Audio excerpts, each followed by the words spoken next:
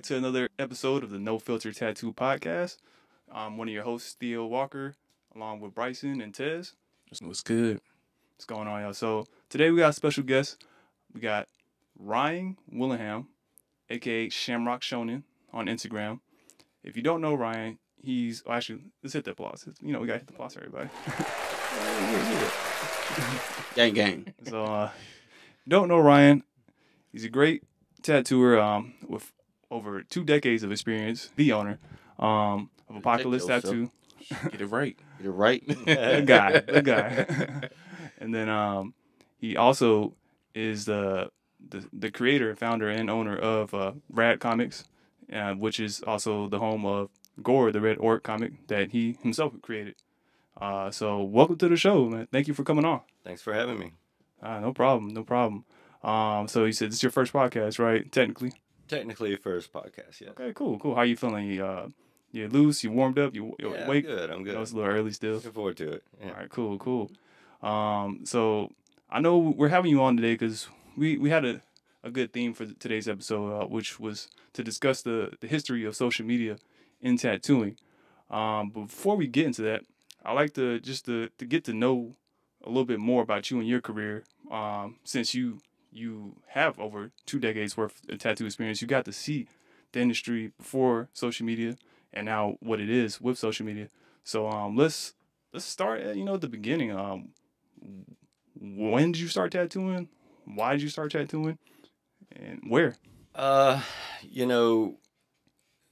It's kind of a touchy subject for some people, in this industry because, I know how passionate a lot of folks were about like being a tattoo artist. Mm-hmm. And for me, tattooing found me. I That's didn't. I feel the same way. Oh wow. Yeah. So I was like 16. I was in high school, and my sister was like, "Hey, my homeboy just opened a shop off Bankhead. He heard you could draw. Come bring your sketchbooks up there." So I was like, "Okay, let's do this." And I brought it up there. I had no it wasn't on my radar to be a tattoo artist at the time, Right. But when you draw a lot, people are always kind of mentioning like, "Hey, you should draw a tattoo." What kind of art were you into? Like comic books already back then? Yeah, I was Okay. doing like comic book art and graffiti and stuff like okay. that. Okay. Graffiti background. Nice. Yeah, I could never spray paint, but I would draw it on paper, Right. But I brought my sketchbooks up there, and it was like, "Yeah, you're hired." And within 2 weeks, I was taking walk-ins. Damn. Yeah, it wasn't the right way to go about it, and I it's- didn't know that at that time. Yeah, but it was your foot in the industry, so it's at the end of the day, there's like I said, there's no one path to being a good tattooer. It's just you got to find your lane and just take it. Mhm. How long were you at that shop when you first started? I think it was about like 2 years. 2 years. Yeah, it's hard. It's hard, man. We had little wind-up cameras, and that's how we took pictures of our tattoos. There was no smartphones. There was Right, no yeah. digital cameras at that time. So was it a lot This of was like 98, 99. 98. Yeah. so a lot of flash? I'm guessing not that much custom done. Yeah. Well, work? it was Tupac crosses and praying hands and Old English letters. Right. And for the longest time, I'm like, okay, that's what tattooing is. You know? So since you started on Big Hit, I'm assuming you had a lot of experience tattooing like darker skin clientele and stuff like that. Oh, absolutely. Yeah, No, it was all that. That's good. I think that's always a good skill to have to start off with. Yeah, for sure. So you said you were there for 2 years, and so what, did you go to like another shop after that, or what happened? No, that's when I got accepted to SCAD. Oh, okay. And all right. Which scat? The one in actual the Savannah? one in or- Savannah, yeah. The one in Savannah. So, when I was 18, moved to Savannah, Okay. and just started school. I had Started the grind. tattoo machines So while I asked was you, there. did you tattoo at all while you were there? Yeah, but it was like for beer money and stuff like that. Okay. Well, at that time- Tattooing the homies. Yeah. Where did you get your machines? Man, you had to like mail order them. You had to mail order? Yeah. Yeah. Like the magazines and stuff like that. Yeah, when I was at that shop, they had machines for us. All right. So they actually had pretty good machines. I couldn't tell you what machines they were. Gotcha. Gotcha. I was just an Probably like a idiot. Mickey Sharps or something. Yeah, possibly. one of those Yeah. machines. Okay. But my dad, like, mail ordered like a tattoo kit. All I had was like single liners. Oh, okay. You know, So you'll color in with the single Yeah, lines? you're trying to do a Yeah. big tribal piece with some single liners. That's not how you do it. That's dope. Your dad was supporting. Yeah. Yeah. He still doesn't like the tattoos, but like he, Hey. Gotta respect the results though. Yeah. Yeah. But they were shitty machines Okay. that we got. And Did you that's feel like- kind of where I was figuring out, like, oh, wait a second, there's something to this, like having good machines and equipment and everything like that.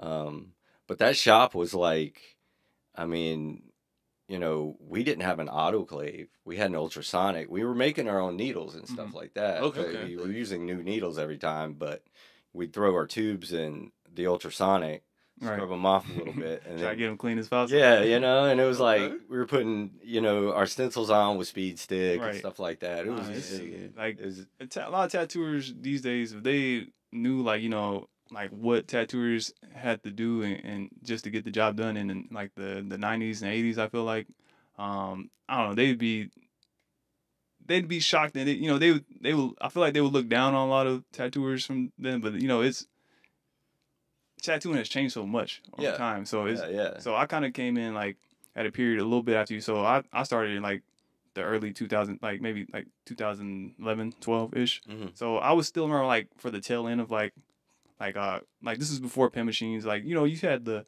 maybe one or two rotaries, right? Like the Cheyenne Hawk just came out, and then Bishop. yeah, Bishop and like Neotat. Yeah. But for the most part, everybody still Michelangelo or use coils, and we had an autoclave Mhm. at the shop, and then the ultrasonic, so I had scrub tubes and stuff. So I got to see like that part of this side of the industry as well. But like you said, I feel like it gives you an appreciation for what tattooing is now. Yeah, Like for with sure. how For sure. far it's advanced. So that's cool to know that you had that start. Not everybody has like the perfect apprenticeship, and in the perfect shop where you get to just learn at your pace, and Mhm. you had to get it, go in there and get it from the Yeah, jump. yeah. We're And you just started slap at a paper 16. towel on a fresh tattoo Right. and like send them home. It wasn't no Sanoderm back then. No, nothing like that. We weren't even using Saran wrap, Right. But Nah, I mean, I did go back, like when I was in Savannah. I met up with a couple of tattooers, and we were trying to open a shop. And this guy, he actually did my first tattoo on my back. He did a little bit of an apprenticeship. He was the first one to teach me about how to use an autoclave and mags. That was the first time I'd seen a mag, right. But he wasn't really dedicated to it, so that kind of fell apart real So, fast. so back then, to get info like that, it was, you say it's like a lot harder than it is now, like where it's just like so freely, Oh right? yeah, for sure. So- There's a lot of gatekeeping. Even in the industry, like even if you're in the industry, Right. a lot of the older guys just didn't want to give that education out freely, so you just had to bust your ass and try to learn, Damn. where you could, Right. Nah, it was a lot harder to get good back then, Mhm. I would say. But that was my, I did eventually after college and everything realizing like, oh, this film industry thing's not working for Okay, me. yeah. So let's go back. So like, so you went to SCAD, you got a degree in film. Hmm. So what during this whole time where you're working in film, did you just tattooed a little bit on the side, or you just stopped tattooing completely? Yeah, I kind of stopped completely, and it wasn't until I realized, like, because Atlanta wasn't the booming film industry that it is now. today. Yeah. Yeah. And I was in the union and everything, so like, Did you ever think about going to like Hollywood or something to work in the film industry, or just wasn't in your cards? it didn't really occur to me. I was just trying to pay bills, man. When you're out of Yeah. college, man, you're just Yeah, like, yeah. all right, you're Got on my your own. degree, Here's but the I got real debt. world, Got those loans and all that stuff. Yeah. Yeah. So I was like, my thought process, and this actually ties into what we're going to talk about later. Because I started getting introduced to like tattoos that I didn't even know were possible. Right. It was like, holy shit, look at all this color work. Like, this is art. Right. It's real artwork on screen. Yeah. And I don't know. I just kind of wasn't paying attention to it, through college. I was Yeah, you were pretty much focused on. singular focused there. Yeah. That I was like, okay, well, I'm getting these jobs in the film industry, and they're few and far between, and they're not paying my bills. So I'm like, I'm gonna go and, well, I ordered some more tattoo machines off of, like, I think it was like Superior Supply Yeah, or yeah, something. yeah. Okay. And started tattooing myself and then a couple people out of my house, and I quickly realized, I'm like, I don't fucking know what I'm doing, That's when you need and some it's guidance, like, yeah, and that's when I was like, okay, I'm gonna go look for an apprenticeship, and I ended up getting one. I went to like 9 different places. I had a good Shit. portfolio to show people. I've could always been Yeah, able to draw. Shit, you weren't scared, so. Yeah, but it was like I still got turned down left and right, or they just wanted too much money for it, and I'm like, I'm broke. How the hell am I supposed to do that? Right. How many attempts did you try before you got your apprenticeship day, if you can remember? At least 8 or 9. 8 or 9? Yeah. Okay. And I finally got one over out in Lucky Draw. Okay. And I know they have multiple shops now, right? yeah, they had multiple shops then. then? Okay. And I did that, and that was a much more comprehensive, apprenticeship. That's when you felt like your tattoo career really like took off. Like, okay, I'm really locked in on this. Yeah. I mean, it wasn't the longest apprenticeship. I kind of picked it up pretty quick because I already had experience and everything in it. So it was like, okay, well, I'm gonna kind of go off on my own, and I like instantly moved out to Charleston for my girlfriend or whatever. Okay. And got in a shop pretty quickly there. It's Charleston, South Carolina, or okay. Yeah. So how long were you in South Carolina for? I was in Charleston for 6 years. 6 years? And I worked at multiple shops out there. Some good, bad, the ugly, Right. And then went to Buford because I'd found this couple that had a shop out there that was, I did a guest spot there, and they just treated me well, and they always did. I give shout outs to them, but oh yeah, shout out to them. But it was just like, I didn't want to be in South Carolina anymore. And I was like, okay, Black Orchid in Savannah, they gave me an offer, went down to Savannah again. I'm like, oh God, I don't want to be here anymore. It's not that traveling. yeah. So I bounced around a lot. But I took what I could out of those places, Yeah.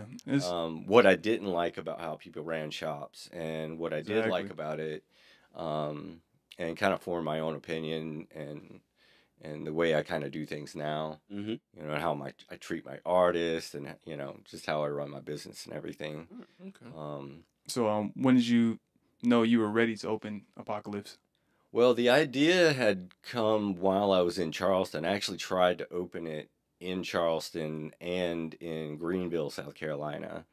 And it just kept falling through. Like, South Carolina zoning restrictions are just really strict. Yeah. So they have like 5 or 6 locations you can actually have a tattoo shop, which it was already filled, or you just had to build from the ground up. Damn. I didn't have any money at that point, so. I hear it's still strict in South Carolina. Yeah, until this day. Is, yeah. So most people just come to Georgia. Yeah. I mean, it was. I came there right after it kind of got legalized. I think it was only legal for like 2 years before I showed up there. So it was like everybody from South Carolina would drive down to Savannah to get tattooed, and as soon as they legalized it, all these people from out of state came and opened tattoo shops. So there was experienced people opening shops all over the place. And some people like that were from South Carolina that had to like tattoo in other states, open shops there. So I worked for a few different shops around there, and I think the first shop I worked in, it was really obvious, like after a while, that it was like run by non-tattooers. Yeah. And I was like, oh, okay, I never want to do this again. Like they really don't treat you well. So it's just all exploitation and everything. I think it was after Savannah that I was like, okay, I've just got to get the hell out of the low country, is what they call it, and moved back here because Vince Vilvazo gave me a shot at his shop. Great artist. Yeah. you know, that kind of fell through, and what Alex Guma, he let me just tattoo out of his shop and do my appointments out of his shop in Marietta when he had it. And then he just hit me up one day. He's like, "Yo, I got this place in Buckhead that, like, look, I don't like driving out here anymore. Like, come check it out, you know?" So, yeah, I ended up buying what's Apocalypse Tattoo off of Alex Guma. And it was already set up, already zoned. It was already a tattoo shop. It was ready to move in. You had to put yourself in there. Yeah. So it was just kind of like, okay, here we go. Let's right do time, this. right place. Let's go for it. Yeah. So would you say did you think you were ready to become a owner at that point? It was just like, I got this opportunity. Yeah, absolutely. Okay. I was tired of because I don't know, man. I mean, it's Like you had a roller coaster, like you said, the good, the bad, and the ugly. Yeah, and I don't think at one point in most of the shops, when I look back at it, was I just being completely exploited. Oh, you know, and like I didn't, you know, for years they were just taking 100% of my deposits and stuff like that. Oh wow, was it one of those you were just in the moment, kind of just happy to be here? But you never kind of just saw yeah, you know, and I was just trying to be a good worker, and I was just trying to, you know, impress them. Yeah. Early in your career, you know, you don't want to like step on the rock the boat. Yeah, right. I'm just trying to, you know, especially back then. Yeah. You know, it's totally different nowadays, you know, but yeah, I never got anything above 50% until like you know, that one place in Savannah, but they were like, ooh, they were intense, man. And I'm just like, I can't. Like, like they're trying to start. You know, it's like going to prison that first day. You got to start a fight before like you get any respect. If you get this 50, then you got to do all this and that and the other. And that was the first time I got 60%. You know, and it was like, oh, this is great. I'm fucking making a lot of money here. You know, right. And I was like, came back here, and then, you know, kind of had to take a pay cut just because it was like a better artist that was working for, which I was like, I want to learn. Yeah. You know, I'm trying to, you know, long investment in the long term. Exactly. And you know, like I said, that didn't work out. We won't get into that. All right, cool. Right. But tattoo culture. Yeah. So it was like, all right, you know, let's see what we can do, because it was me and my former business partner. You know, we had known each other for 30 years. We were like best friends growing up and everything. And I was like on the side apprenticing him out of my apartment. I wasn't letting anybody know about it. So by the time we went in and opened the place, you know, he was kind of ready for walk-ins and stuff like that. You know, so it was just basically me and him at the time. And I was already booked out, you know. So at that time, how far did you prefer to be booked out? I mean, I was when you're first starting a business, you'll work 6-7 days a week. Right. So I was just like, you didn't close books, right? Yeah, you can't close books. You just take whatever you can. So, you know? were you already kind of like known for like doing anime and comic book tattoos by that point, or were you still just doing everything? I was pretty much doing everything. I was more like an illustrative, you know, close to neo-traditional tattooer. I came from like new school to that to like, you know, now I'm like new school's like not I'm not interested in that at all, you know. And then, you know, I started pushing the neo-traditional thing, and then my wife, you know, she was kind of one of the founders, you know, of the anime community. The tattoo community. Yeah, she was the first big name like anime tattooer out here for sure. Yeah. So, you know, her sister got sick, so she stepped away from tattooing. And I'm sitting here like, wow, like most of our followers are from her in the anime community, and I'm like, let me give these things a shot. You know. So were you married before Apocalypse opened, or that happened after, or? Yeah, it was like the first year. We had been dating. Gotcha. So, she started working like after the year, like when it opened up, or like right after, like a year after? No, I wouldn't let her work there. Oh, okay. The whole idea of like working with your spouse, I mean, hey, it's kind of scary. I understand. I agree. But when it was like, yeah, come on over and work at the shop. I don't know. It just seems to work out. We never got in any kind of situations like that. We never argue or anything. No, that's good. That's good to hear. It doesn't always work out like that. So No, because we have like a husband and wife working at the shop now, and I'm like, ooh, I'm gonna have to keep an eye out on this. yeah, you got to be careful. Yeah, for sure. So you were saying you started shifting to the illustrative and comic anime style around a couple years in. Yeah. Apocalypse. It was. I don't know. I was still doing a lot of landscapes. I was doing, I've tried. Yeah. Back in the day, we were like, oh, you have to learn how to do everything. I mean, I completely agree with that. This day. Yeah, you can't just be like that's an anime tattoo artist. You got to be something we can talk about. Traditional, right? You got to know it all. Because with social media now, it's like everybody want to be. It's like you have to like, all right, this is me. This is what I do. Then when we'll get into that later. Yeah. But yeah, no, that's refreshing to hear. I definitely agree. Like, being versatile. It's definitely good. Help. Good for business. Good for your skill set. Sharp, keeping everything sharp. And just stay. For me personally, it keeps it fresh. Like, you're not doing the same. Yeah. You end up getting really bored of the style after a while, and you're like, I just got to do something different.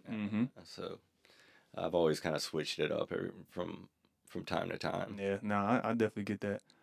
So you opened up Apocalypse back in 2013, I believe. Yeah. So now it's been over a decade, and you guys are thriving, still doing successful. So like, what do you think for you personally, where it was like a key tip or a thing that helped you just grow Apocalypse and have it thriving to this day? Because not that many tattoo shops can last that long, Yeah. I mean, that's one of the things that I learned from a lot of the shops that, were bad is like, people will walk in and you just kind of be like, what the fuck do you want?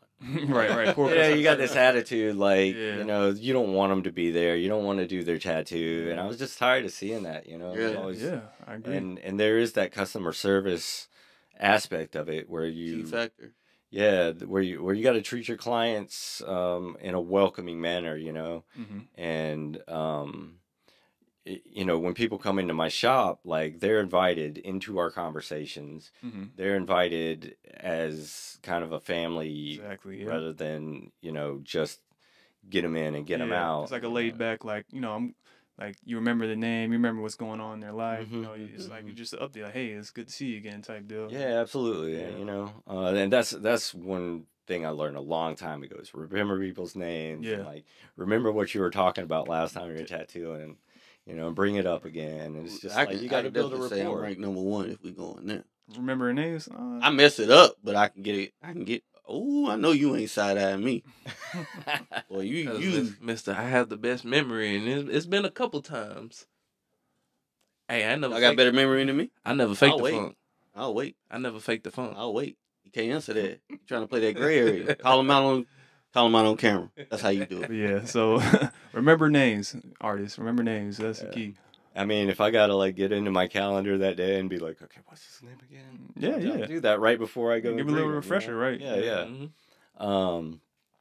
And also, man, I go around and just act like a fucking goofball around the shop, Nah, that's good. I go and bust everybody's balls in like this playful manner, where it's like looking at their tattoo or their client sitting there, and I'm like, that's garbage. Like, they get that I'm joking with them, and it's like I don't know. You wouldn't say that unless if it was actual garbage, then you probably wouldn't say that. Then it's like, what's wrong? It's like, no.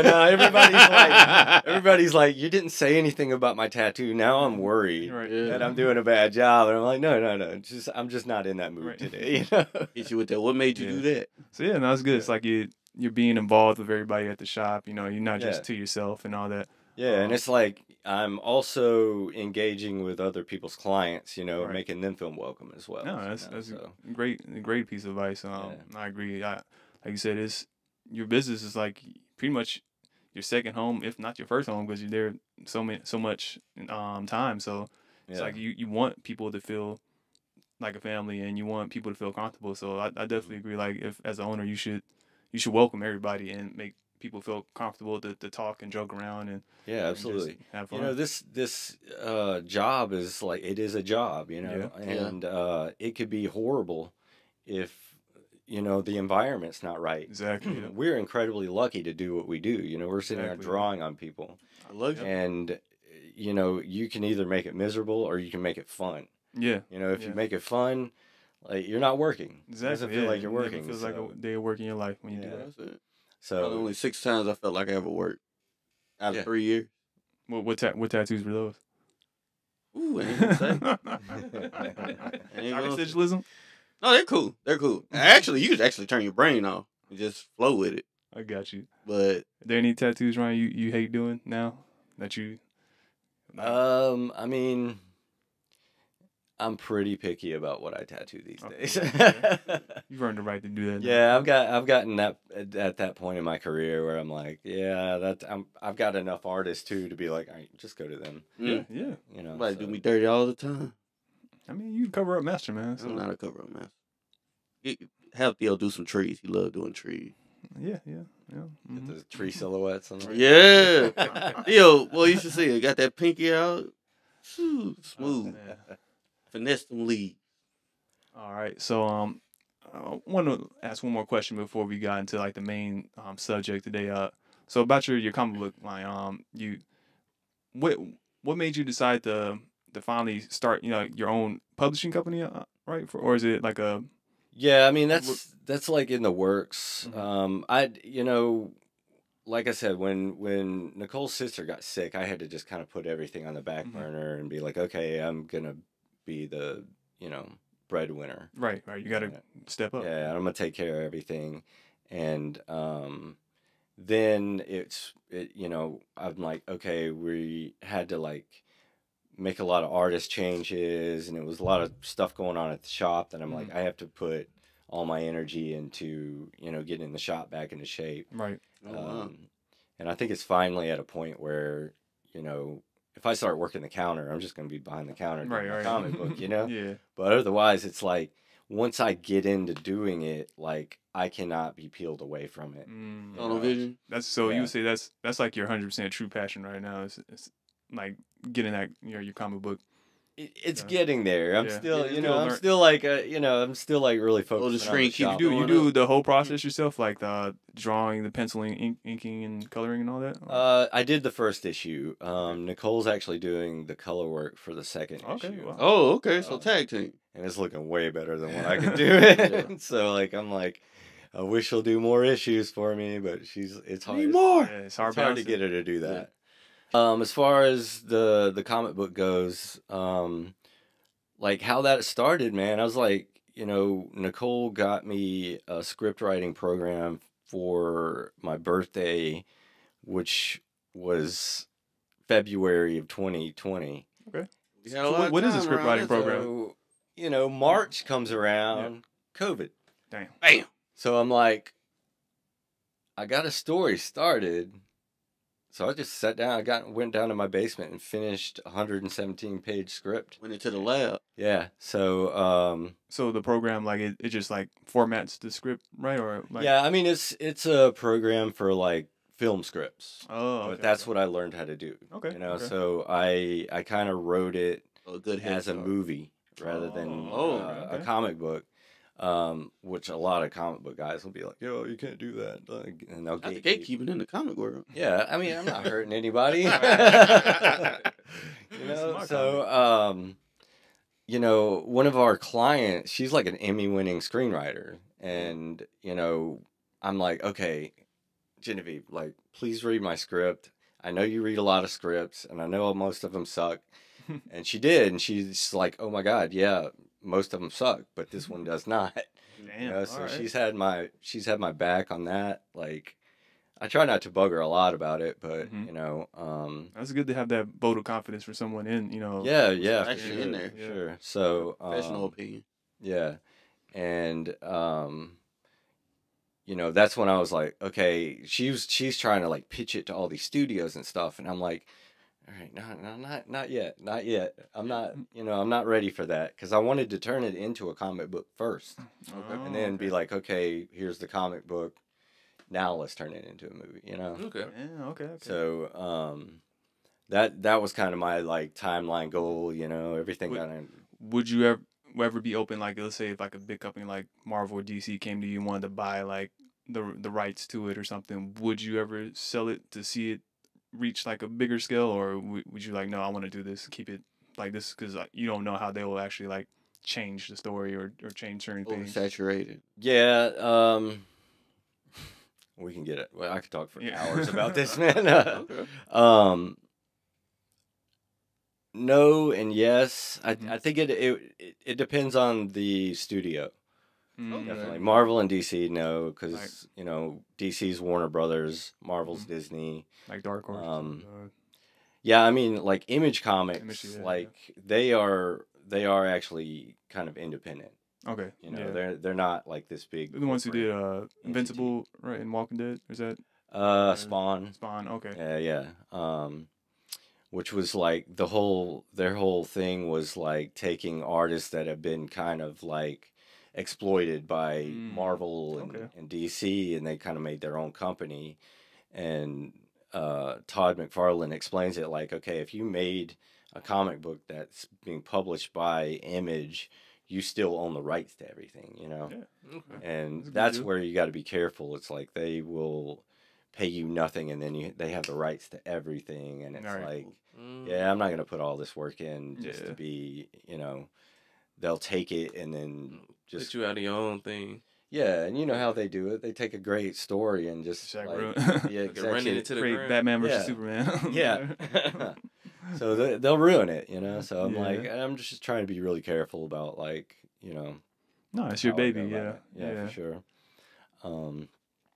But yeah, you know, that's I'm gonna get it done. Right. It's just like it's 20 issues, and I mean, Yeah. I mean, it's a lot. Just especially doing it mainly most of it by yourself. yeah, That's- yeah. that's I mean, a it lot. takes 6 months for one issue when you're doing it. I by believe yourself. it. It takes forever if I'm doing it every single day. Mm-hmm. I don't know. Maybe if you're busting your ass, you do it in like 2 or 3 months, per Yeah. issue. So that's why they, compartmentalize everything. So it's like, you have a penciler, Right. an inker, Mhm. a colorist, a letterer.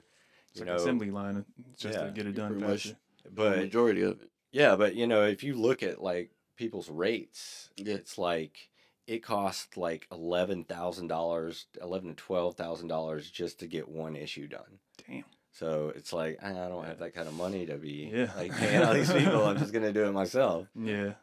It's just gonna take forever. Yeah. You know. Nah, but it's something you're passionate about, and I think it'll be worth all the blood, sweat, and tears being put in. Yeah. to it. Even if it doesn't do anything, I'll be like, I did this. Right. This is you. Yeah. Like I came up with this story. I came up with these characters. Like this is Mhm. my baby, and I got to do it. It's not Yeah. that many people. Like there's tons of people who have like manga ideas and comic book ideas in their head, and they just never actually get to the point of putting it Mhm. down. So Sitting up there. yeah, be proud of that, man. Yeah, I'm doing it. Yeah, yeah. You So, Um, yeah, didn't you do guys- nothing in 2020. yeah. So you was being productive. Right. yeah. Yeah. If you're a fan of comic books, go check out Gore, the Red Orc, some radcomics.com, I believe, or Yeah. I don't. Yeah, I yeah. don't know Well, if I've just updated go my on domain. go on Instagram and it'll be there somewhere. Yeah. But yeah, Clicking the link. Y'all want the elevator pitch for it? no, what's that? Oh, it's just like a brief description. Oh, do of I what want? it Yeah, all go ahead, is. go ahead. Yeah, do your thing. If I was to say it real quick and trying to sell it to a studio, Mhm. I would say like, okay, if you mix like Lord of the Rings and the movie Fifth Element together, Yeah, Mm. and then I like both of those. yeah, and they had a baby, and that baby could kick the Avengers' ass. That's kind of what. Damn. the story Okay, is. okay. Yeah, it's really All cool. right. It's really cool. God, Pressing all the There it buttons. is. Press every button. Something gonna happen. All right, so yeah, it's great learning a little bit of history about yourself, and things you're into. I did not know this. Much. Yeah, so it's if you're a tattoo artist or a young artist out there, and you're into other things, you have other goals and dreams, and you're hesitant on going for it, look at this, for examples and for motivation. Do this shit. Yeah, do it, just do it. Traveling. You never know where it's gonna take you, but let's lead into our main topic though, the history of social media in tattooing. Like so we got to know a little bit of the history of you. Like I said, you started before social media really took off. I'm assuming MySpace and like Facebook were kind of like around, but it wasn't really used for like business right back then. So like, Oh, I was around before, way before that. yeah, okay. So even before, okay, Yeah. like I said, so you've Word of seen the mouth. industry change in so many ways. Like Mhm. nowadays, like social media, let's put it out there. It can be used as a great tool for artists now, right? It can build your Ground themselves clientele. in it too. It certainly helped build my clientele. I'm sure it helped you guys as well. Mhm. Get more exposure and stuff like that. But on the flip side, it's also can be such a damaging thing to artists and to our industry because now it almost seems like it's an over reliance on social media and Yeah. Yes. now the algorithm's always changing. People leaving the mean comment. Right. So now people don't, back in, even when I guess when you say social media was at its peak, right? It's like you could just post your tattoos and it would be like a portfolio for you. Yeah. You don't have to do all this other stuff, like, making a podcast, right? So, Yeah. but now it's like you got to wear so many hats and be a content creator and this and that just to get some views and engagement on your posts. So let's start like, how do you feel about social media, in tattooing today since you've been tattooing before it Mhm. and now you're tattooing still through it? Like, do you what are your overall thoughts, and then we can dive deeper into it. Yeah. I mean, it's kind of like what you said. It's not all bad. I prefer it, Okay. the way it Yeah. is now, So how will like as opposed to yeah. how it used to be. right? Because I mean, it's you just have to be careful with it Mhm. because it will take over your, Right. it's like I see guys like posting stories like apologizing to everybody because they had to take a mental health break or something. And Right. like, Oh yeah, social media. bro, and detox. maybe the feeling that you're obligated to say that to Right. everybody. It's like you don't have That's probably contributing to your mental health. Yeah, yeah. It's like You know. like yes, this is a tool for us, but it's at the end of the day, it's not our job. I mean, we're tattoo artists. Not my you know? life. Yeah, yeah. So Yeah. If you need to take a mental health Yeah. break, just take it. You don't have to tell everybody. Exactly. Yeah. Yeah. Yeah, That's I'm kind of like that. Like you don't have to cry on camera. Like, no. like I'm one of those. It's like, why did you press start and start crying? Like, Yeah. And I feel bad for those. I do those feel guys. bad. But it's Yeah. like turn the camera off. Yeah, Yeah, but like yeah. it plays a part in so much of in people's mental health these days, especially Yeah. like as artists. Like we're putting ourselves out there to be judged by all these people, and now it's like and even though we should know it, this is social media doesn't determine your value and No. your worth, all right? But in our heads, it's like, oh, I didn't get this many likes, or it's not that many Don't even views. care Like anymore. what's going on? Did my tattoo suck? Did my drawing suck? What did I do? Yeah. So Did it's I posted at the wrong time? Yeah, it's all that stuff, Right, and right. it's like, you gotta kind of teach yourself to like, be okay with not many likes. I feel Yes, bad for my yes. clients that are probably like looking Yeah, at it that's- like, oh, why isn't my tattoo getting Yeah. that much attention? It's Yeah. something stupid like I didn't post it right. I love it. That's why I posted it. Just Yeah, the algorithm is so bad now. It's like it doesn't like you can follow all the rules, do all the right hashtags, Mhm. do everything you're supposed to do, and it's still just like you said. Just today, the algorithm just wants to suck for everybody, and Yeah, you can't do anything about it. Yeah, and it's artificial. It's like Right. Yeah, we're like bowing down to this Right. Whatever. digital god that doesn't really exist. They Exactly. don't even care about us. Yeah, it doesn't give a shit about us. No, Yeah, not exactly. at all. Just another Matter of number. fact, when you pass away, your profile's still up. Yeah, it's exactly. like Yeah. everybody read me. I can't read this, man. I'm somewhere else. Yeah, Like AI is gonna be living when we're Yeah, dead. yeah. It's like Mm-hmm. so. It's like it is a tool, and use it as a tool rather. yeah, than, that's all I said. Like I Yeah. said, if it shut down, I'll use the newspaper Yeah. or a billboard on the side of the highway. Like The old school way, We'll word get- of mouth. We'll get into that. All It right. was like it's a lot harder than than what it is today. okay, And I guess is that we should Yeah, just go get into that, it. Yeah, 'cause yeah. we'll let's get do it. we'll start like from the beginning. Okay, yeah. Social media. Yeah. when, Tell us like back there, pre-social media, like how did you get known as a tattoo artist? Like how did you just build clientele outside of just taking walk-ins and stuff like that? Well, I mean, when I started, that's all it was walk. Walk-ins, okay. Walk-ins, word of mouth, and stuff like that. So being like booked out a year was unheard of for most artists. Yeah, honestly. yeah, that was It just was yeah. like- You're just might have like been a a myth. slave to the walk-ins, Right. you know. But there was the magazine, so you had Okay. like at least here in Georgia, you had like Tattoo Magazine and Mhm. Flash Magazine, and there was a ton of tattoo magazines back in Right. the day, and Did you ever you get know, published in one? no, because I didn't even try. Okay, yeah. Because like what you had to do was like make all these. You had to, however many magazines you were trying to get into, Mm-hmm. you had to make a press packet for it.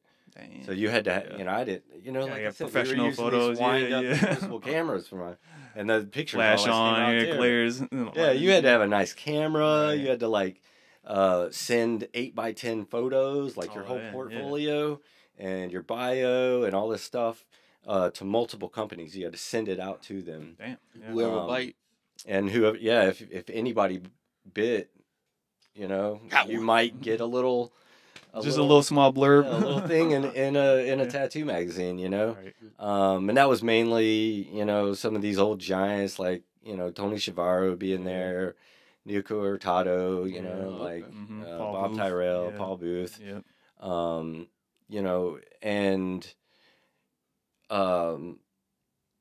it was just something I was like, I'm never gonna Yeah. do this, and that actually was still kind of prevalent up until like Instagram kind of came out. Right. But before that, Were you on Facebook and MySpace at the time? okay, well, before that, around the time of MySpace, like if I am to mention like, yo, Ink Nation was dope. Oh yeah. I remember Ink yeah, Nation? Yeah. It was dope, man. It was set up like MySpace. Mhm. Okay. So you had, your top left-hand corner, you had like tattoo of the day. Mhm. And then you could, all these like really good posted tattoos that are getting a lot of Yeah, if attention. you made it there. on there, it was like you did. Yeah, it, yeah. yeah, that's what you were doing. It was Yeah. like every day it was a competition, like at a Mhm. convention of trying to get that tattoo of the day, and that's Sick. the part of my career that I was like highly, highly motivated, and I had that Mhm. drive, and I think I did actually get tattoo of the day one time, and it was just Nice. like the most exciting fucking thing. Did you ever. see like any kind of clientele from it when you won tattoo of the day? No, not really. You think you just got more of your peers? But it was kinda like, for you, oh, though, right? who are you? Like, Yeah. Well, one of the cooler things about that though is like you'd post your tattoos, and it was only for tattoo artists and tattoo enthusiasts. Mhm. Okay. So it was only tattoo people. Right. yeah. It wasn't just like a wide variety. Like, I'm like. yeah, I think that was what I loved so much about Ink Nation too, is that you would post something and you get this like honest, brutal criticism from other artists. Yeah, I remember and- reading some of those comments. Yeah, and it was like that's kind of how I work though, man. I want you to tear my shit apart. Yeah, I'm the same way. Yeah, I think we all are here. Yeah. I would say. I think it's gotten everybody's just super nice to each other now. No, I it's like you 100% don't agree. get that honest critique No, anymore. not at all. Which I kind of miss, but it is what it is. Yeah, it's Um, different time, right? Yeah, definitely a different time, I mean, you had old school artists with that old school mentality still on that platform, so Mhm. they would just rip you to shreds, but it would be in a constructive criticism, Right.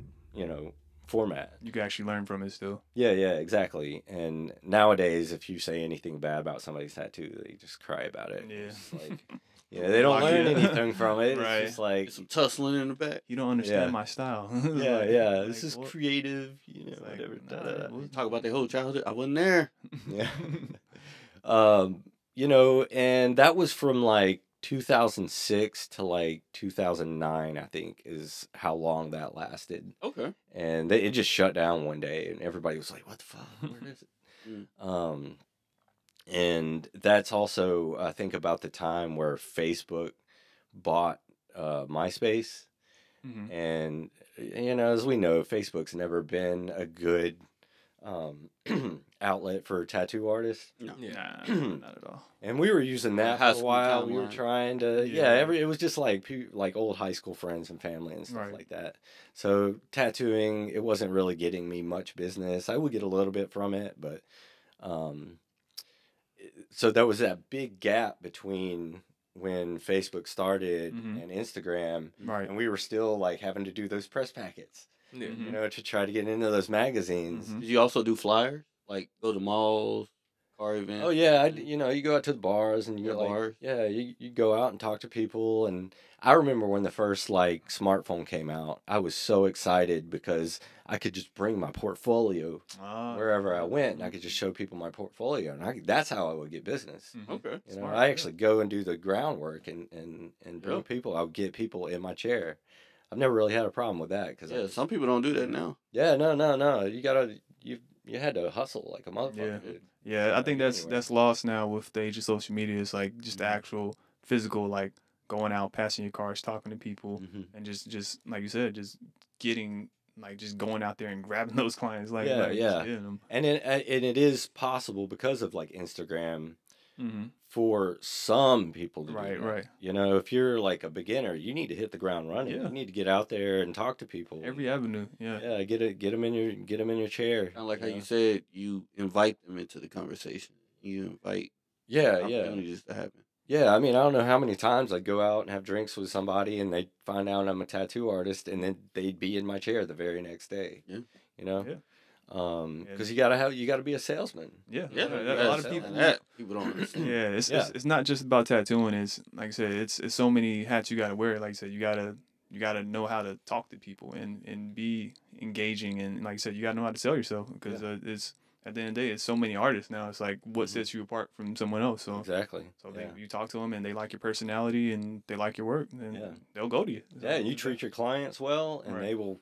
They're gonna they keep will coming be back. loyal, and Yeah. they'll come back to you for years and You years end up and years. tattooing their whole family. Yeah, Mhm. no, exactly. So you Actually, it's a funny story. Like I was like on my way to work one day, and I just got this new car, and I don't know, it was this weird intersection. I just rear-ended this girl, and we pull into a parking lot, and she's like, "Oh my God, your car's nice. Don't worry about it." And I'm like, "Hey, I'm a tattoo artist, so I'm like, you know, sorry about that." Yeah, but hey, you know, if you Yeah, so I ended up like tattooing her mother, her brother, her husband. Like, I made so much money off of rear-ending that girl.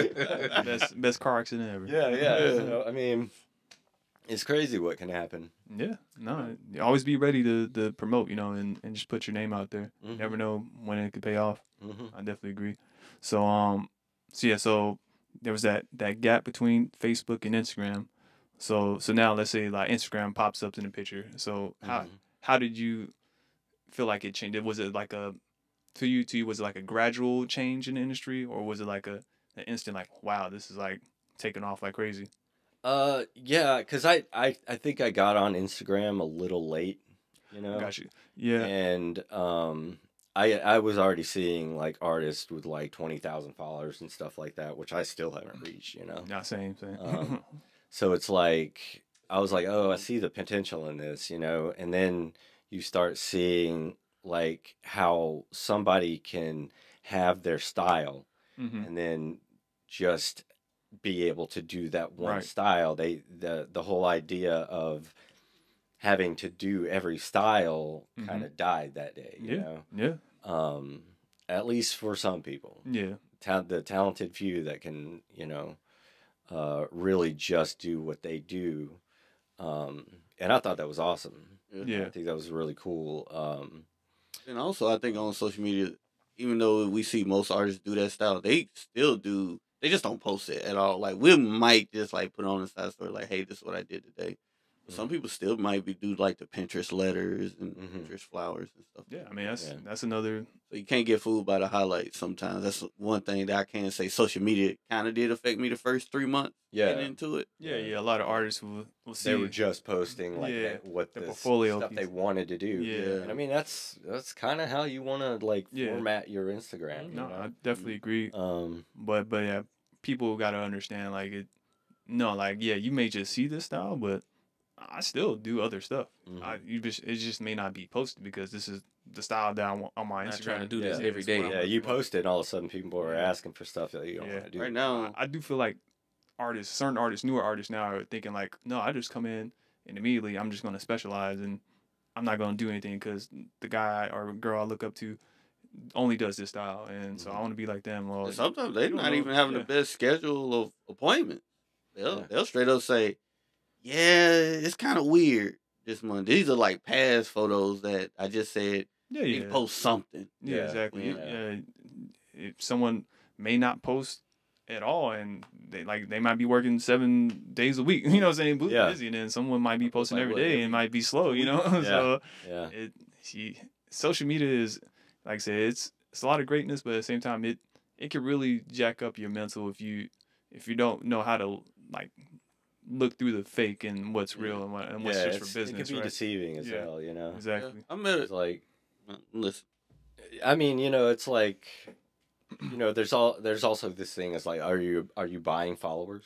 You know, Yeah, no. Oh, followers? yeah. Ah, man, how did that go in my head? All right, we talk about like, that. so That's a big thing. yeah, and it's like I know how to see that now. Like, yeah. if you go and look at their engagement, they got like Exactly. 50,000 followers, but like 50 likes. under 100 likes on things. Yeah. It's like, oh, these are bots, man. Yeah, Right. like until you make it, they say. Yeah. And really that damages your I know, and social I'm media looking more. at that Yeah, artist yeah. now, like, oh, okay, I Yeah. can't take you very Yeah. seriously. And then I think the algorithm punishes you too. Like when you know saying once the algorithm learns that you have like fake or ghost followers, like your actual real followers get less engagement. They don't see your posts as much because the algorithm is a beast, man. I don't know. Which is I try crazy, to say it, but it's I look crazy. at more of my side story numbers than I look at my like number. Because they actually see it. My side Yes. story number. I was gonna sucks. say, like I don't on my social media, don't none of that shit make sense. I just gave up.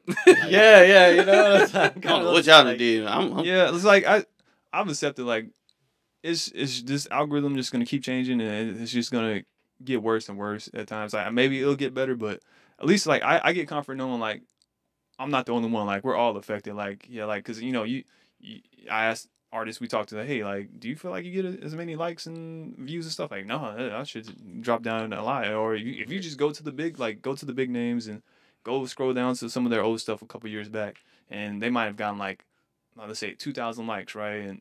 And then you scroll to some new stuff that still a great tattoo that they just recently posted, and it might only gotten like 1,000 likes, So it's like, okay, like they have more followers than they did back then, but getting less engagement, so even they're affected. So it's like at that point you just gotta accept like, hey, like it's not me. It's I'm doing what I can, but hey, social media is just it is I got what a it question is. for all y'all. Mm-hmm. Are y'all on Thread?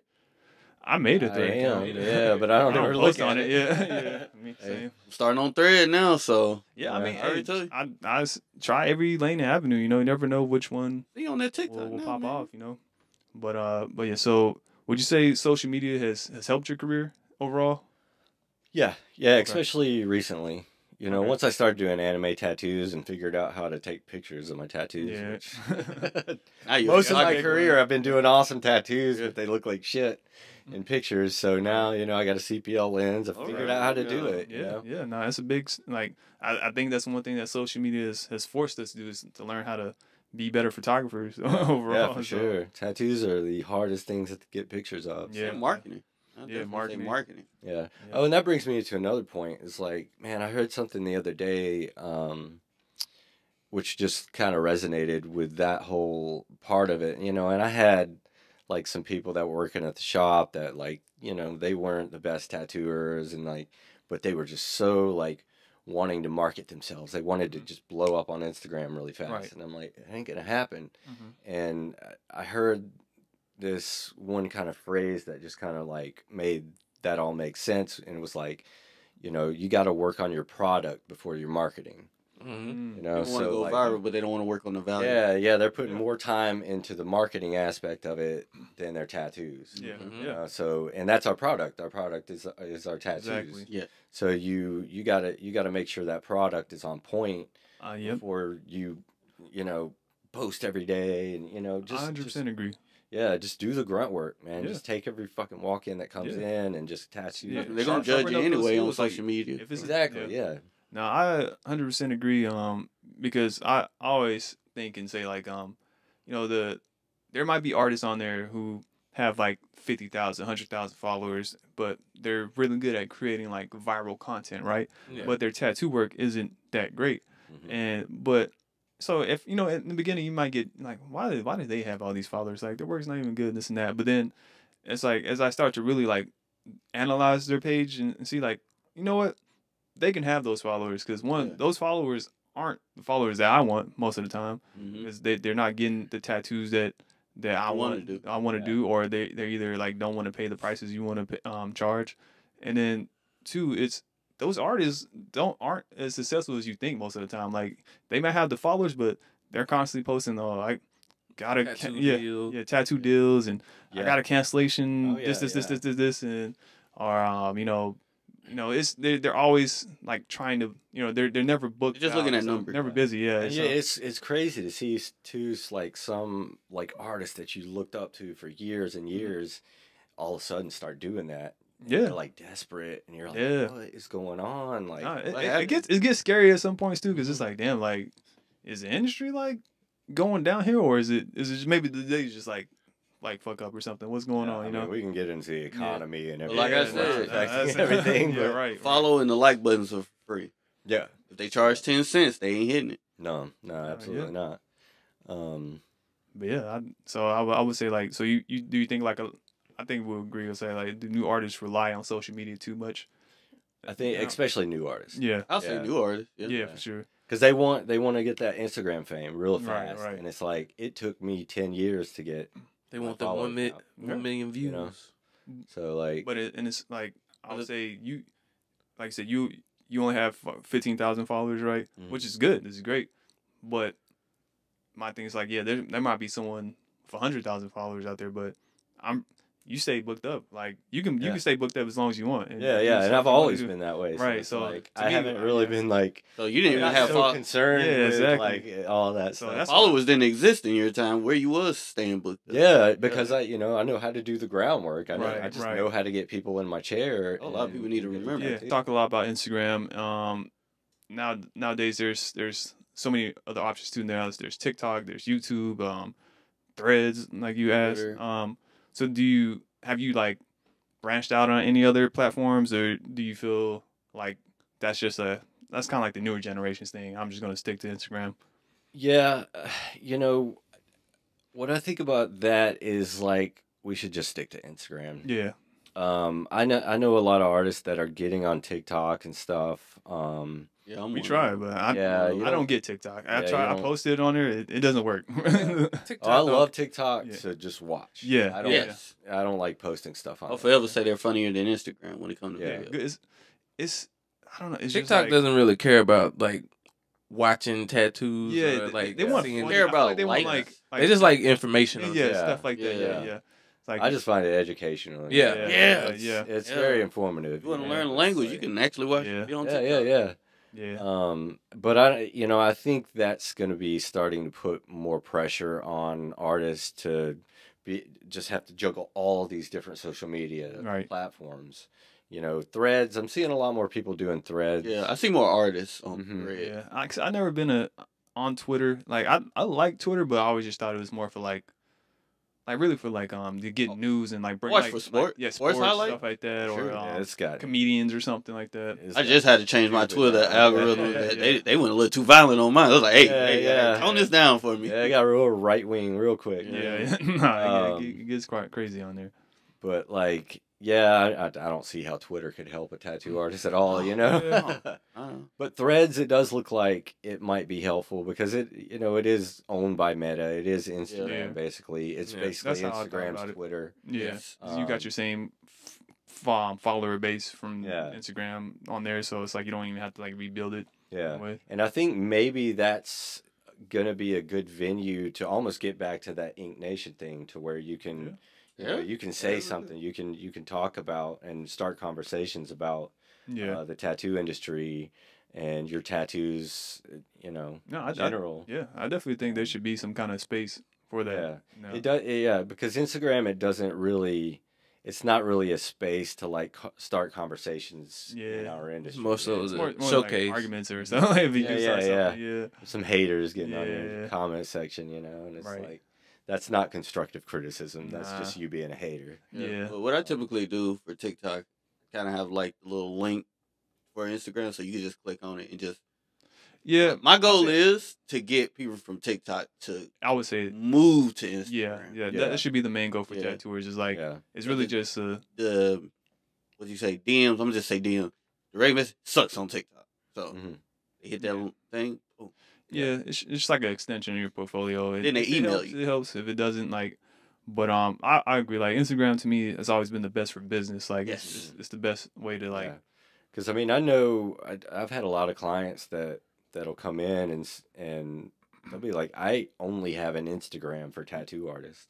Yeah, To follow tattoo artists, and that's all they follow is a bunch of tattoo artists. Yeah. So it's taken the place of Tattoo and Flash magazine. Right. Yeah. Instead of having a subscription, they just Exactly. have this free Yeah. Instagram where they get to That's see all their actually- favorite artists, See your their portfolio. work all the time, see your portfolio, you know, So- and like.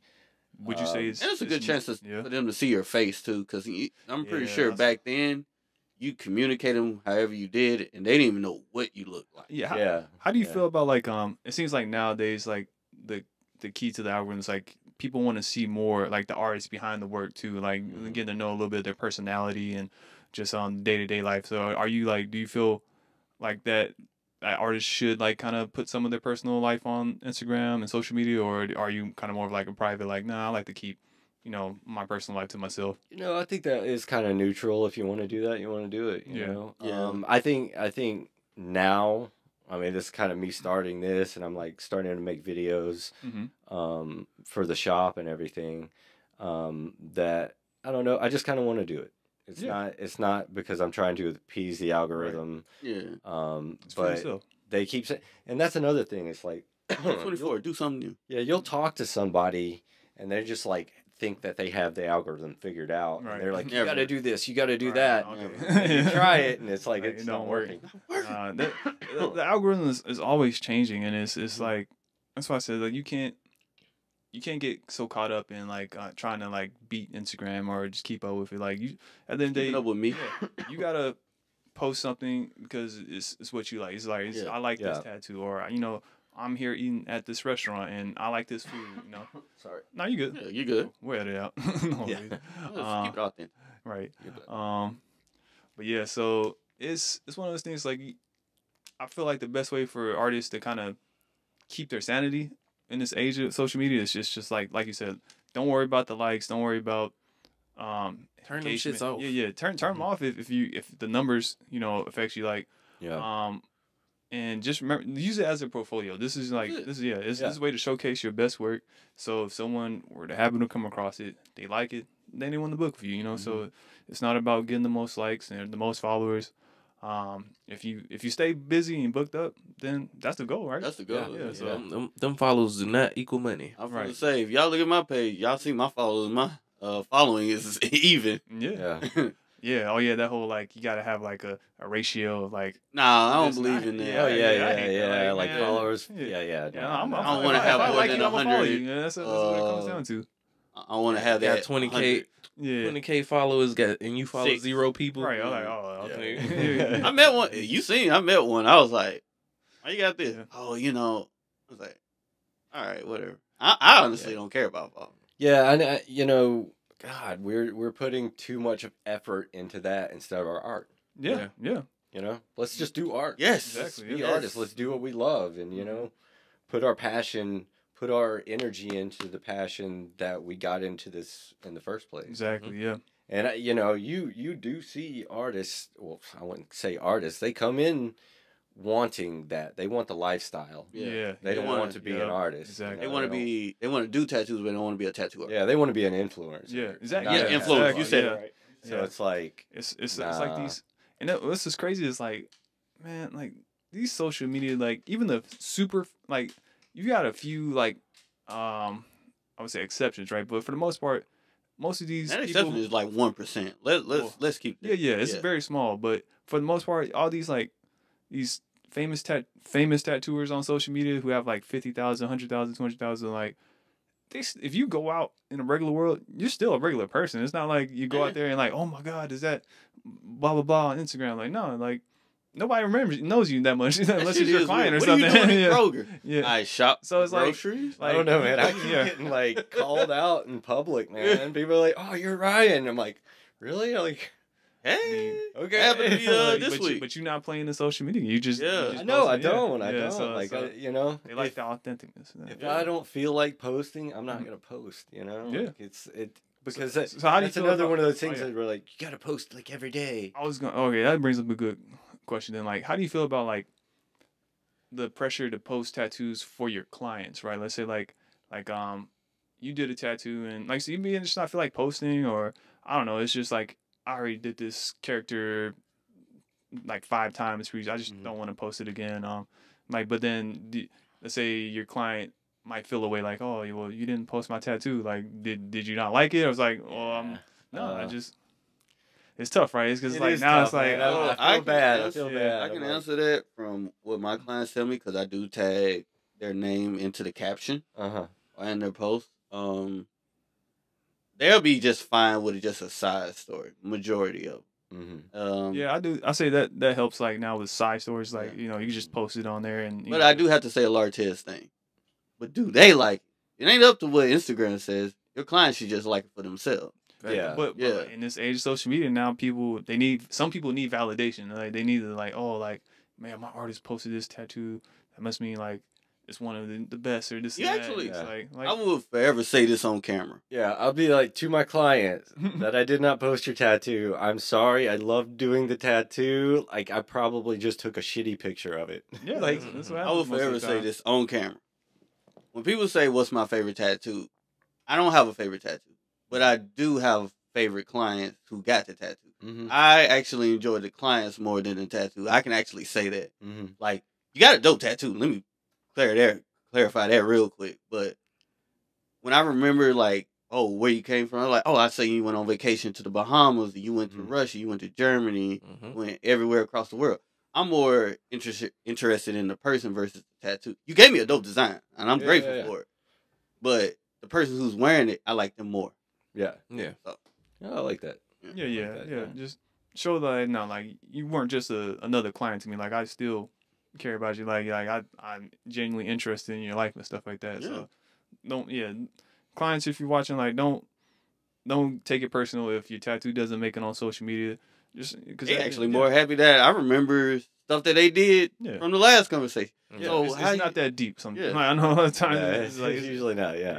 It's at the end of the day, like this social media stuff is it's a lot, you know. And it's, sometimes you know, as artists, you do a big tattoo, you work all week. You don't feel like having to like, all right, now I gotta post. Yeah, post. I edit a gotta video, find this this. and I gotta that. find the right caption to put with this. I got Hey, look, man. Sometimes I go a week without posting. That's just me. Yeah. And it's like there's nothing wrong with that, and you know, You post on your page. Yeah, They got that page. yeah. Tell the client, like, take the picture, and Yours. give it to them. Like, Yeah, hey, tag me. I always give them my Yeah, photo. just- Airdrop. Yeah, Yeah, exactly. I'll like send them the picture of the Email. tattoo. You know, they Yeah, can tag me in it. Yeah. yeah, for So- sure. Nah, that's a great solution right there. I ain't gonna lie, one don't tag me, and I was like, God dang it. I wish Oh, you didn't talking about tag the me. bad Yeah. With that little warm filter on it. They have it like Like the- halfway twisted. Yeah. Like, relax your arm, please. I leave a comment though. I see you the fire emoji under it, like, hey. Yeah, nah. Why you have your flash on? Yeah, it's all photos blurry usually as aren't that hell. Like, But yeah. A&D on even still on there, man. So would you? How do you guys feel about just the future of Instagram? Like, if you've seen like the algorithm always changing, and it seems like we're getting like less and less like engagement and stuff. Like, do you feel like Instagram could die off one day? Man, the and future then, is like- me, bro. I feel like, I mean, when it comes to social media, I mean, just like history, everything repeats itself. It's probably gonna be another platform like Instagram or whatever. Yeah. So I'd be interested to see like a reset of like social media. yeah, Like I tell people, Like- I didn't use social media until 2019. Yeah. I didn't. yeah, My life was fine. yeah. Yeah. Cavemans No, didn't I mean, use I it. say all the time, like if I wasn't a tattoo artist, I probably wouldn't be on social media because, like I said, it could suck you in so much. So it's just like, nah, I would just delete this and like not even. Yeah, I don't. Dude, think I'm I actually would kind of either. proud of it. Like a day, they say I'm on Instagram like an hour and a half a day. Yeah, I mean, since I have it, it's like I do get caught up at times just scrolling, just like wanting to see other artists' work, and then or just really just seeing nowadays. I just like looking at stories and stuff and just seeing like people's like day-to-day lives. and Yeah, I don't even really watch TV. I just see people. It's like soap opera to me. stuff. Yeah. Yeah. So but yeah, so it. Yeah, I still don't look at them ones. Yeah, you know, and I get caught up in it too. You play a know, lot of it's video like, games. Hey, you Yeah, know. I try to find other things to do. Like, Okay. I'm really bad with social media. Like, I really won't be on there for like 2 weeks. Yeah. I mean, that's good. Yeah. That's good. I mean, Social media. that's where you got to be careful. It's like because I'm more on my when you're Yahoo always email. on it, when you're always on it, and then you feel that pressure and that obligation to feed the algorithm and everything. Like I said, like people are like having mental health breakdowns and shit like that, and it's like, man, because you got all this pressure that you're putting on Yeah. yourself. That's not real. It's not real, you know. That's a great point. Yeah, this So, you know, social give media is yourself not some, real. yeah, give yourself a break. You know, Yeah. just kind of, you know, just go live your life, man. There's a Yeah. whole world out there. You're not you know? obligated to put your whole life on social media. You know, you don't have to. If you don't feel like You posting, keep some tattoos, private. Yeah, just yeah, do you? You know? Oh yeah, and everybody puts everything that they do during the day, and it's like, Yeah, everything. everything every day. It's like, oh man, like, Yeah, you gotta have some Type of whole 'cause paragraph. You're Yeah. giving people too much access into your life, and then that Mhm. point is, then you feel pressured to keep it up. It's like, oh, like, well, I've yeah, been now showing. they have expectations. Yeah, you know? exactly. Now, Nah, like, nah, it's like, don't do that. Just yeah, try not to give anybody Like, no lie. expectations. No, exactly. like, Videos like 10 seconds long. You're mainly gonna see tattoos.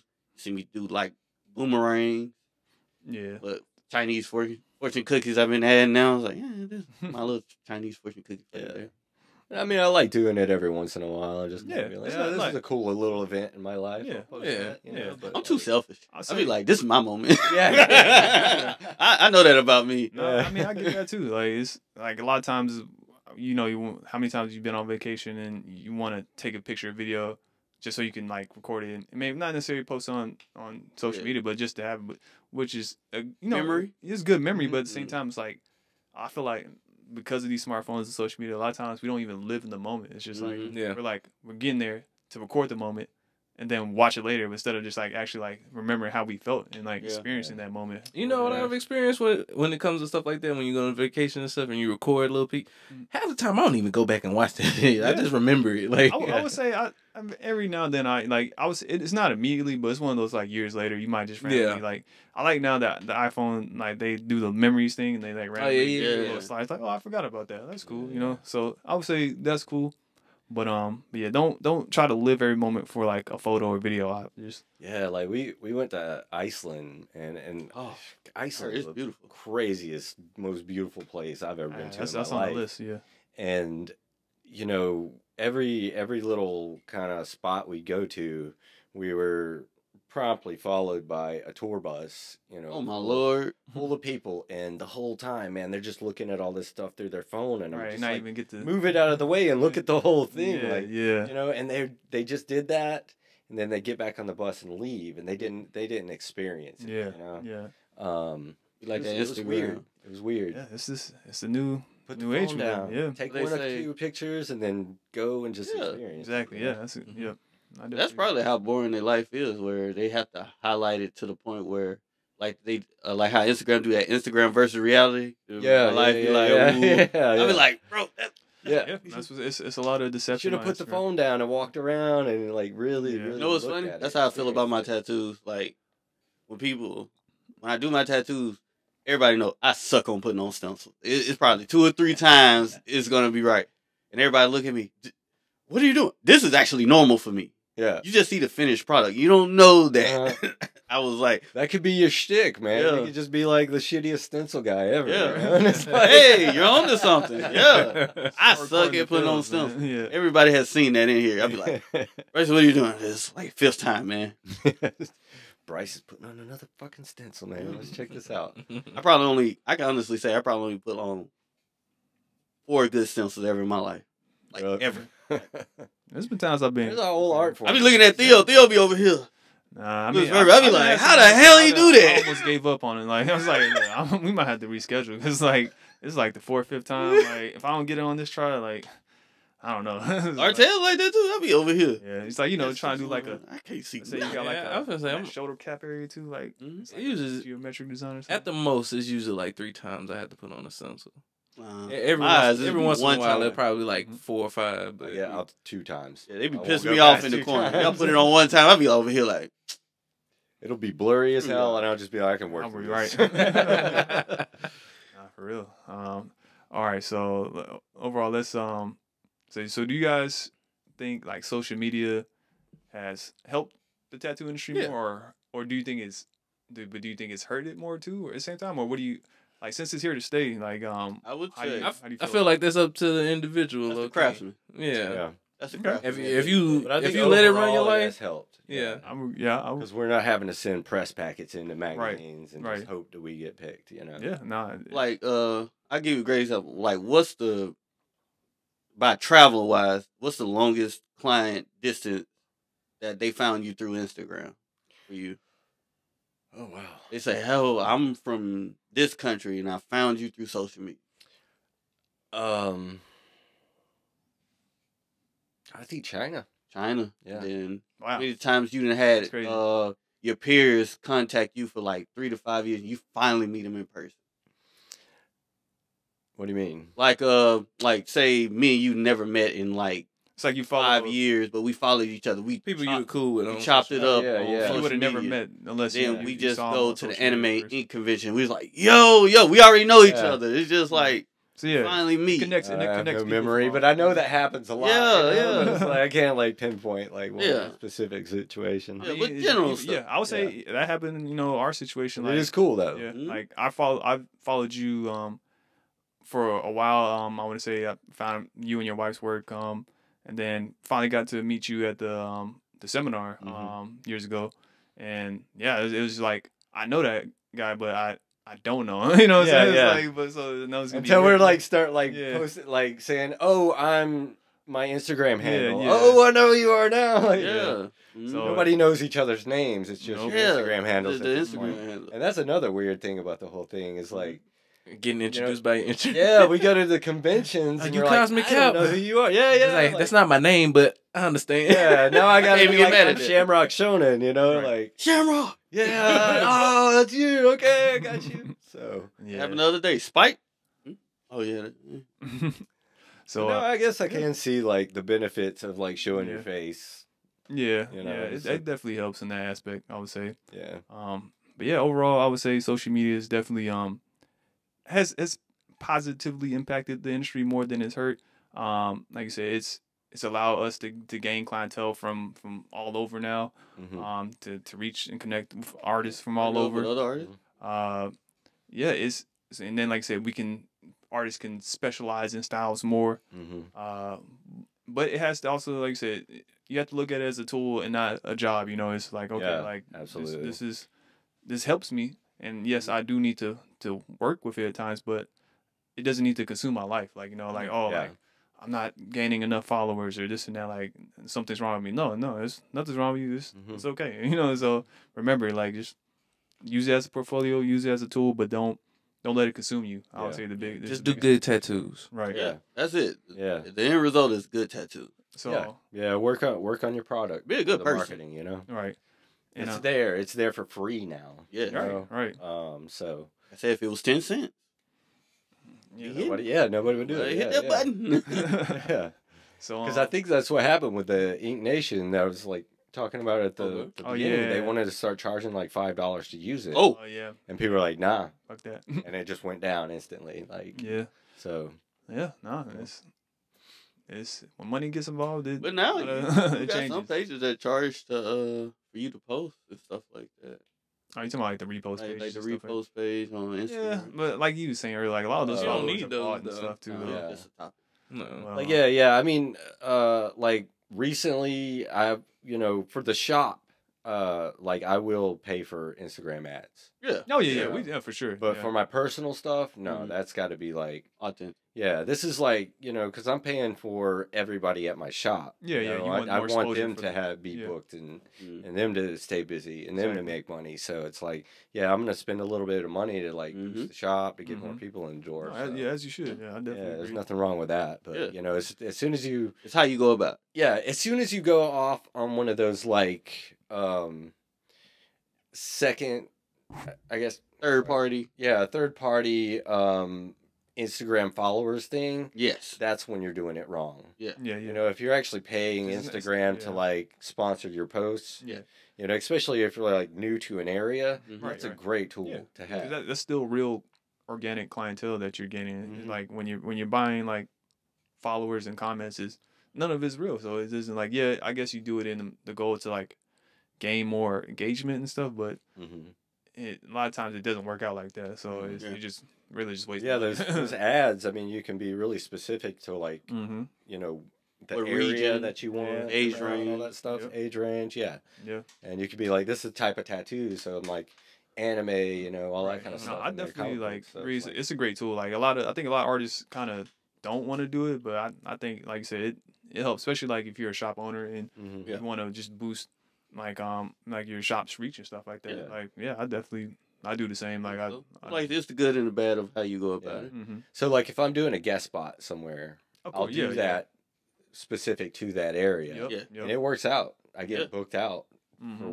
wherever I'm Same going. with conventions, stuff like If I, that. Yeah. But for here in Atlanta, I don't really do it Yeah. unless I'm like opening my books or something. I'll Mhm. spend like $10 or something. Yeah. and Yeah. Just be like, hey, my books are open. So for you to use social media like that, who's ever watching, if you're going to Richmond, Virginia, just for Mhm. the sake of story, how far do you, how far out before you go there do you put in ads that you're going to that convention for? Like, Oh, that's just random, man. Just random. Just when you- you just say, Whenever I, today's I'm the day. Yeah, I'm like, I got yeah. $10 on me. Exactly. Yeah.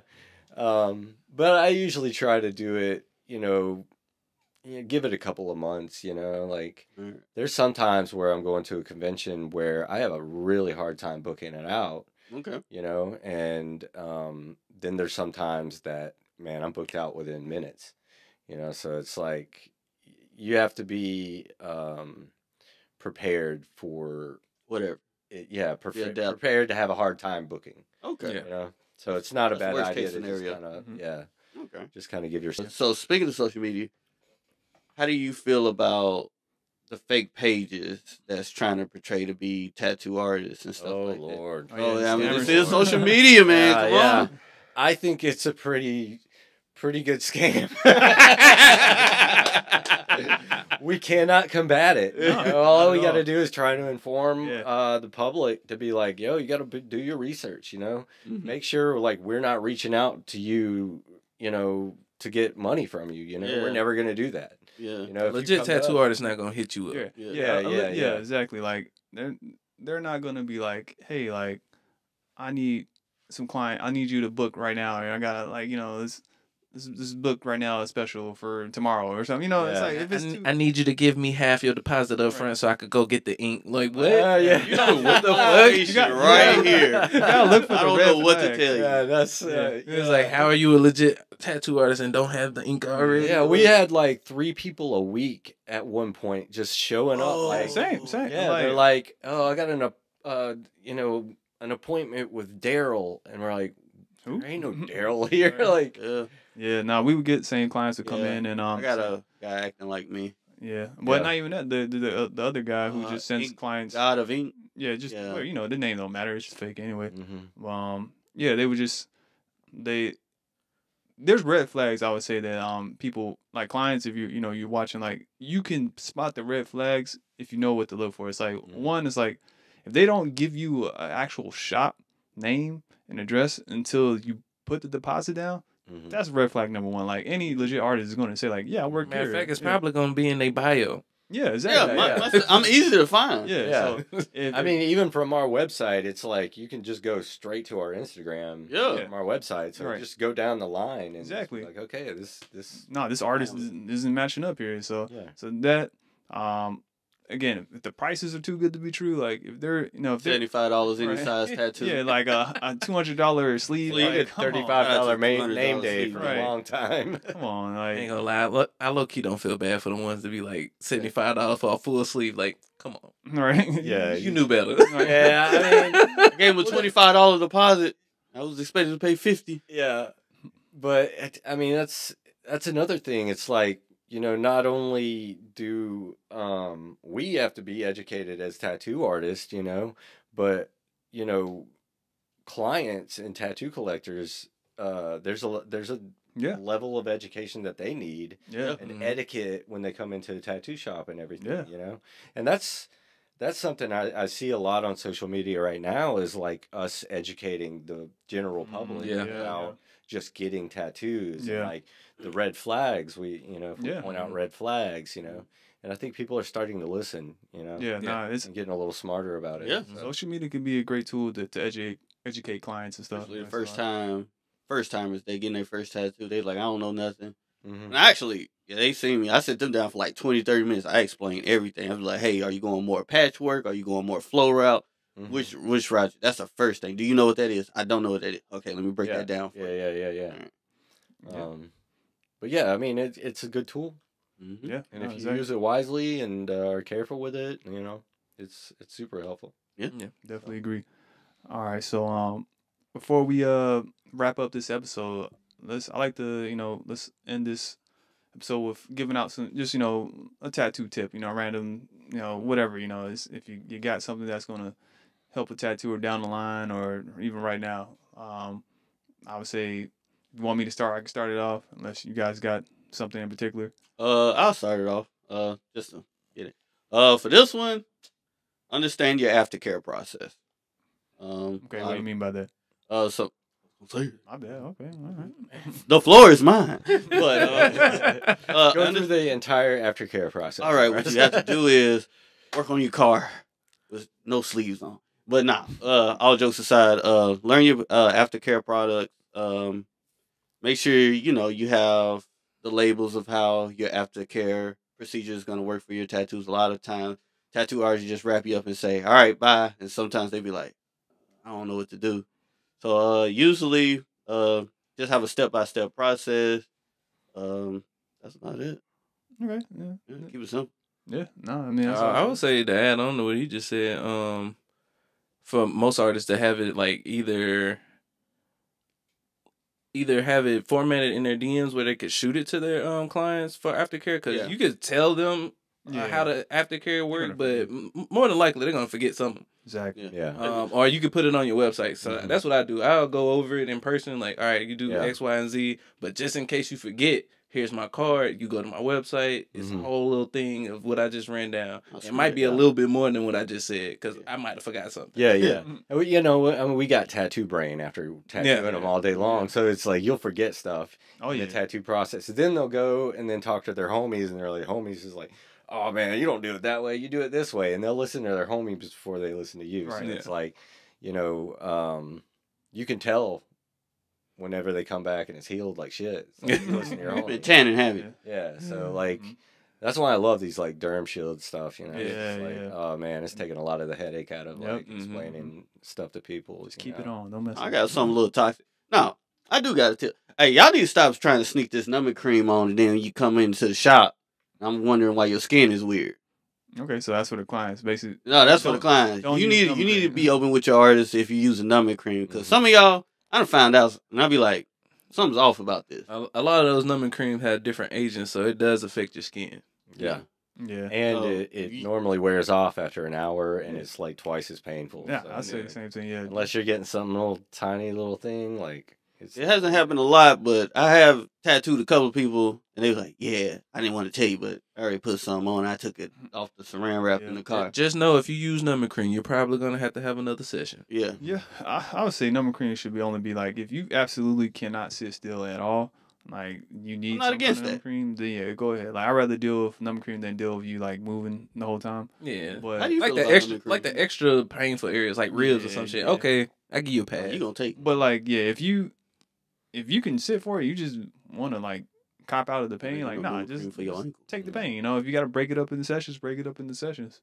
You hurt. But Or here's my advice: just man up and yeah, deal with Ain't it. it free? You gotta earn these tattoos. exactly. You Come know? on. that's part of the mystique about tattoos. Exactly. You know? It's like if they didn't hurt, everybody'd have them. Yeah, no, exactly. I can't say it's getting a little too oversaturated. I know that numbing cream coming and making some money right about now, because they got this one next day delivery. If you just pay like an extra $15, be here 4 a.m. to 8 a.m. It's just like that until somebody start having issues, and then it's on the news somewhere. Yeah. Then it's gonna stop, just like other things. That's another reason why I got laser removal, and I use numbing cream on that, but Yeah. like, I wouldn't do it on a It's tattoo. not a disappearance thing, you know. Yeah. Yeah. Nah, laser removal. But it's that's a like- whole other- that's that's not- another beast. they're not That's telling a whole you. different pain right Yeah. there, man. Mhm. Yeah, it's like they're not telling you. sometimes we done worked on skin. It's like something is off. Mm-hmm. Yeah. We're gonna skin a lot, so we could tell. Let's have a couple of times so they'll come and like take the wrap off where they come, and you can tell like the skin has that weird look to it. Mm-hmm. And it has a different texture as well. Yeah. But okay, so I'll say my tip for tattooers, this one it's probably geared towards newer tattooers. Learn if you know an artist who could teach you, just learn how to use coils I feel like coils are great for outlining. I don't know if y'all agree, but I feel like it just helps doing outlines on tattoos. Yeah, I use like Cuban. Yeah, Dan Cuban. Yep. Yeah, that's a best liner. Yeah, trust me, we swear by it. Yeah. but I would say, even not a Cuban, just there's some good coil builders out there. You know what's crazy? I took the Nico Furtado seminar year before last.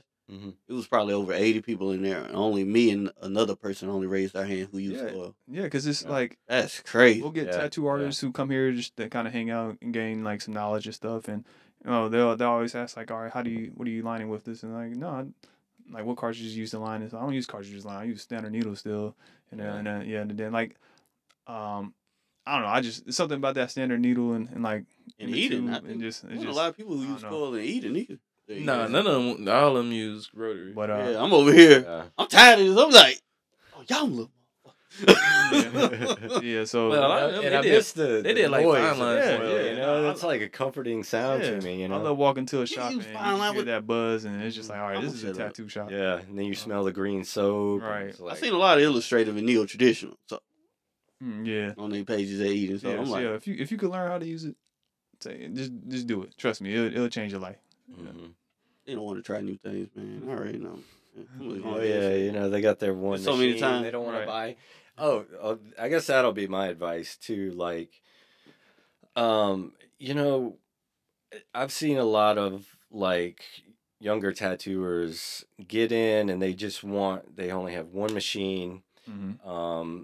They try to do these big color pieces with these little tiny ink caps, and they're real stingy with their inks and all the products and all the disposables and everything like that. And it's like, you can't do that. You got to spend money to make money. You need to have the right tools, especially if you're trying to do some big colorful piece. Yeah. You're not going to be able to do this with these small ink caps. Yeah, I have witnessed that where the newer generation, they're like, they want to borrow stuff. And then it's like, yo, like I bought mine. Go buy yours. Yeah. Like, I don't mind sharing with their machine, and I'm like, well, where's your backup? Right. You don't even have a backup. Don't get me wrong. Like, if you need ink, I could probably.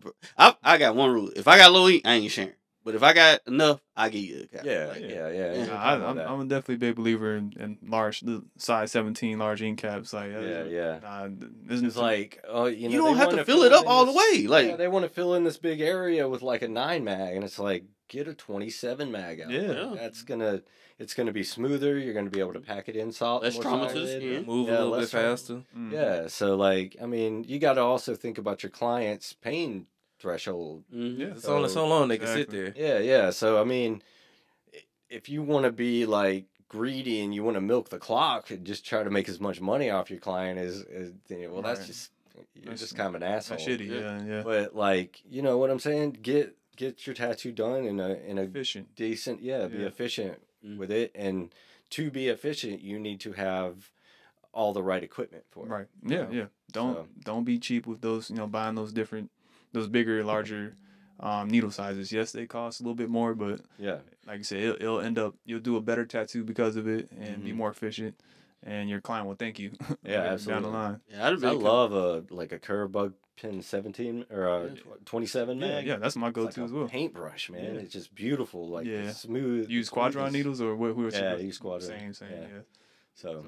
Yeah. So I swear I always try to go with the biggest size that I can in the area. So my go-tos are like the 27 curve mag, 15 curve mag, and like a 9 curve. And like the 9 is like my small, that's some people tiny thing. I got the 11. I like the 11. Yeah, but some people look at 9 as a big mag. I'm like, 9 is tiny. You're like, why? It's like, no, that's my big mag. It's like, I'm sure, all right. What I got 9, 7, 9, 11, 13, Yeah. 15. I think, like I said, a lot of new artists just kind of fear like using these big mags. And I got a 45. And I don't know, you got to get outside of your comfort zone and Absolutely. just try some new things. And when you get in there, you like realize like this feels so good. It's like it's packing in so nice. Mm-hmm. Hey, I got that packer back. Oh yeah. Yeah. I was like, yeah. Yeah, your packer's been out of commission for a minute. You got a Bishop? Yeah. Oh shoot, I'm not loyal to any machine. I got on. Yeah. What is your go-to machine right now? You would say? Oh, I got that Bishop shader. Shader. Okay, so you like the shader more than the packer? Yeah. Okay. Yeah, I just know how to pack it. Yeah. Technically, it should, and depending on your skill level as an artist, it don't really matter what machine. Yeah. Some machines make it easier than others. Let me say that. I would say at the end of the day, it's gonna come down to your skill level for sure. But it, like I said, certain machines will make your job easier for you, but you gotta have the skills. Yeah. In the first place. You don't break the rules. You need to know the rules. Right. Exactly. Yeah. But yeah, shoot, I thought that's some great discussion, great convo, great tips dropped this episode. Again, we appreciate you taking time out your busy schedule to come talk to us. Yeah, of course. We don't have a question? No, well, we're just doing the tips this time. Shit, no. Yeah, trying to switch it up. Yeah, man. Yeah, can't follow the same formula. Put lotion on before your tattoo at least for a week. Yeah. Right. Take care of your skin. But again, thanks for watching. If you watched this far, and we'll see y'all next episode. Peace. Right, peace. Peace. Cool. Oh my god. That was awesome.